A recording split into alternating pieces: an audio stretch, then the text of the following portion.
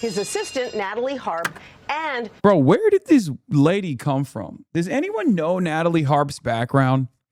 Because, like, I see her in every photo now, and I have no idea where she came from. She was not, I don't think she was around during Trump 1, and she is always around her. She is always behind her, always, and has this, like, weird aura of evil. She was literally just an obsessed fan. Yeah, I don't know. She scours the internet for truth posts. That Natalie chick, I wonder how much she's getting for getting with Trump. Yeah, I think she's like, she's the new bagman, right? And I love that they don't know what her birthday is. Like Wikipedia says born 1990 or 1991, which is very strange to me as well. It's like, that's weird. How is this person, how is the executive assistant to the president such a non-entity that we don't know anything about? I doubt her real name is Natalie Harp. What is going on here?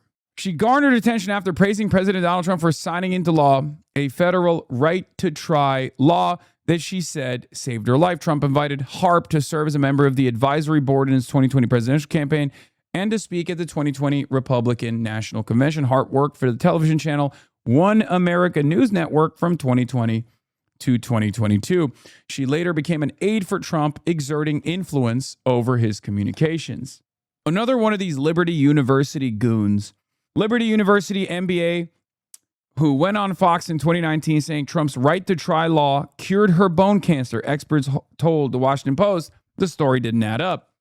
She got an RNC slot out of it and then a show on One American News Network.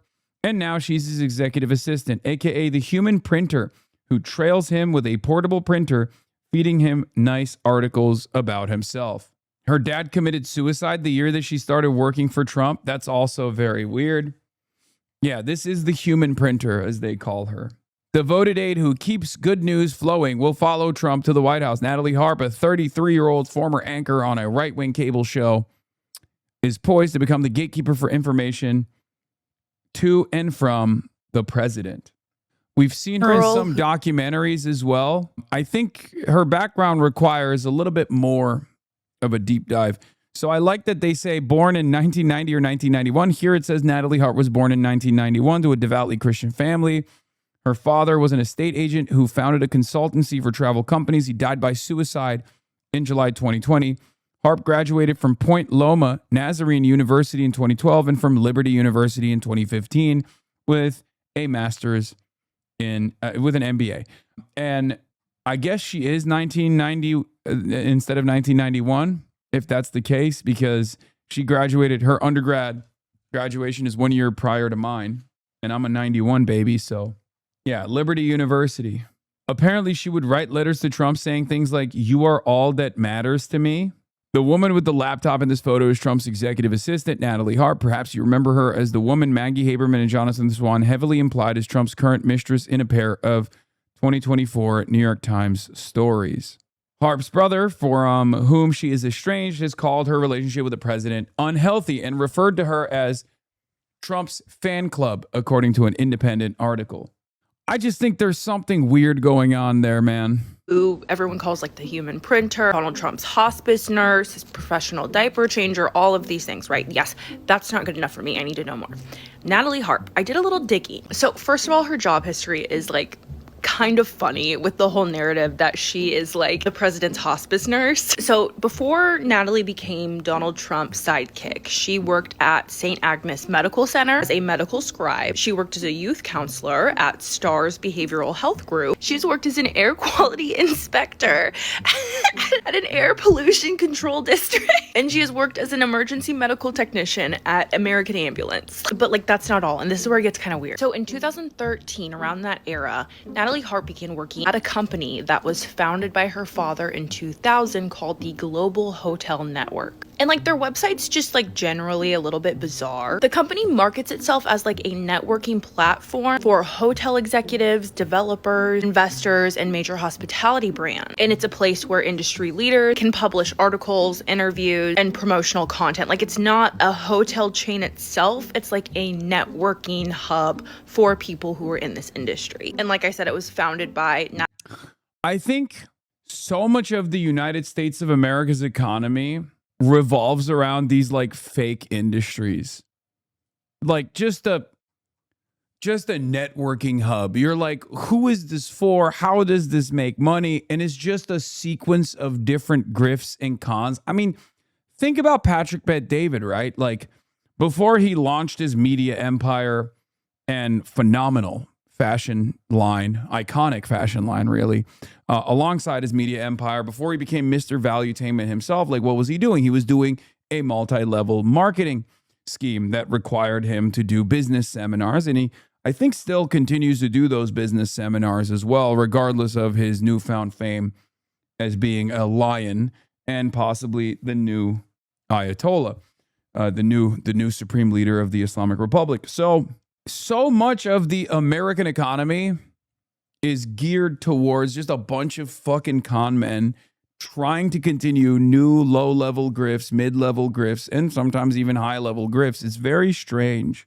Natalie Harp's father, Robert Harp, in 2000. And she worked for that company for a little bit in 2013. What's very interesting and caught my attention is a member on the advisory board of Natalie Harp's father's company, the Global Hotel Network, is a man named Eric Danziger.